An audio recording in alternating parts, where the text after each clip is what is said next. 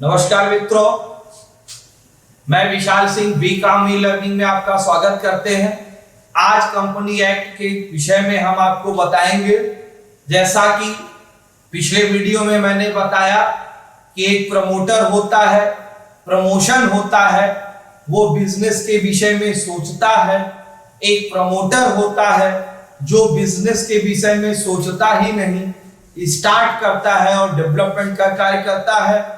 Company जब registration कराई जाती है कंपनी एक्ट के अंतर्गत, जैसा मेरे पिछले वीडियो में दिया गया है, लिंक में उसे आप जा करके देख सकते हैं, जिसके अंतर्गत वो रजिस्टर्ड फाइल करता है। तब जो कॉर्पोरेट जगत जो कंपनी बनती है उसे हम इनकॉर्पोरेशन कहते हैं। इनकॉर्पोरेशन प्रमोटर सारी चीजों को तैयार करके कंपनी को रजिस्टर्ड करता है। रजिस्ट्रेशन के बाद उसे न्यू सर्टिफिकेट, कंपनी चलाने के लिए एक सर्टिफिकेट प्राप्त होते हैं। तो रजिस्ट्रार में जो सर्टिफिकेट प्राप्त होते हैं उस पर उसका क्या प्रभाव होता है इनकॉर्पोरेशन पे, उसके विषय में हम आपको बताएंगे। Effect of incorporation with registrar. Second इसी में मेरा रहेगा remove name of the company.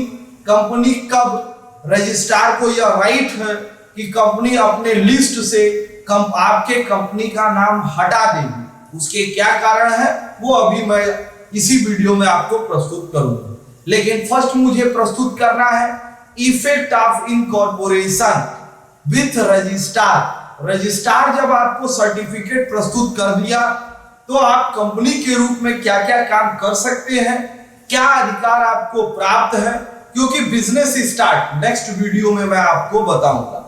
अब इसके बाद सबसे प्रथम आप सब्सक्रिप्शन के अंतर्गत आप सर्टिफिकेट प्राप्त कर लेंगे। Subscribe memorandum articleship and memorandum of association.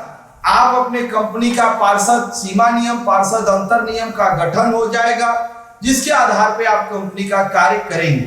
प्रीपेक्चुअल succession, शाश्वत उत्तराधिकार का प्राप्त। अगर कोई भी ओनर का डेथ होता है तो उसके उत्तराधिकारी या उसके द्वारा नियुक्त किए गए पर्सन को ऑटोमेटिक कंपनी का राइट चला जाता है। कॉमन सील, कंपनी एक अपनी मोहर बनाती है, मींस एक सिग्नेचर देती है, जो इसके इनवॉइस पर, बिल पर, लेटर पे एक आइडेंटिफिकेशन के रूप में प्रस्तुत करने का राइट होता है।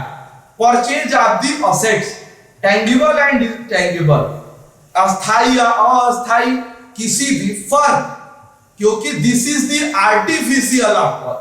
जिस दिन सर्टिफिकेट उसे प्राप्त हो गया वो आर्टिफिशियल पर्सन हो गया और वह आर्टिफिशियल पर्सन असेट्स खरीद सकता है, संपत्ति उसके नाम से हो सकती है, यह उसे राइट प्राप्त हो जाता है। भी कॉन्ट्रैक्ट राइट, ये आर्टिफिशियल व्यक्ति की तरह से अनुबंध करने का पूर्ण अधिकार उसे प्राप्त होता है। Said name, company class name के आधार पे अपना एक नाम रख सकती है जिस पर वह बिजनेस करती है। सेकेंड स्टेप हमको आपको बताना है, इंपॉर्टेंट चीजें हैं। Remove name of the company. Company के रजिस्टर से, कंपनियों के रजिस्टर से कंपनी का नाम हटाना। यह रजिस्ट्रार को पावर दिया गया है, आपकी कंपनी का नाम वो अपने रजिस्टर से हटा सकता है। पहला रीजन है इनकॉर्पोरेशन। जब कंपनी रजिस्टर्ड हो गई, 1 वर्ष के अंदर उसे अपना बिजनेस स्टार्ट करना होगा। यदि वह 1 वर्ष के अंदर अपना बिजनेस स्टार्ट नहीं कर सकता तो रजिस्ट्रार को यह पूर्ण राइट है कि आपकी कंपनी का नाम वह हटा सकता है। सेकेंड, आपको नियरेस्ट टू फाइनेंशियल ईयर के अंदर अपने बिजनेस वर्क की बैलेंस शीट उसे प्रस्तुत करनी पड़ेगी रजिस्ट्रार के यहाँ। 2 वर्ष तक आप बिजनेस स्टार्ट भी नहीं किए या स्टार्ट किए तो बैलेंस शीट नहीं प्रस्तुत किए तो रजिस्ट्रार को ऐसा नहीं होगा कि आप बिजनेस कर रहे हैं या नहीं कर रहे हैं, जिस दशा में वह आपको हटा सकता। रजिस्ट्रार यदि आपके कंपनी का नाम हटाएगा तो ऐसा नहीं कि ऑटोमेटिक वहीं से हटा दिया आपको सूचना, इसकी वो एक लीगल नोटिस भेजेगा आपको, जिसकी जवाब आपको 30 डे के अंदर देना होगा।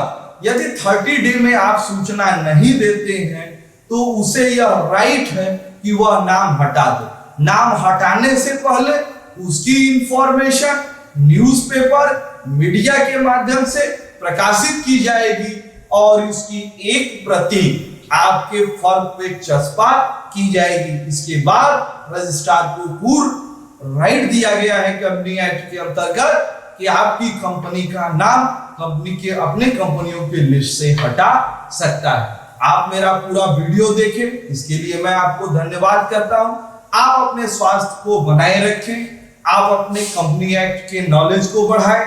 आपके इष्ट मित्र जो भी आपके साथ हैं, जो भी कंपटीशन में बच्चे हैं, उनको आप इनको ज्यादा ज्यादा लाइक, सब्सक्राइब एंड शेयर करिए कि जिससे ये लोग सभी लोगों को ज्ञानवर्धक चीजें प्राप्त हो सके। धन्यवाद।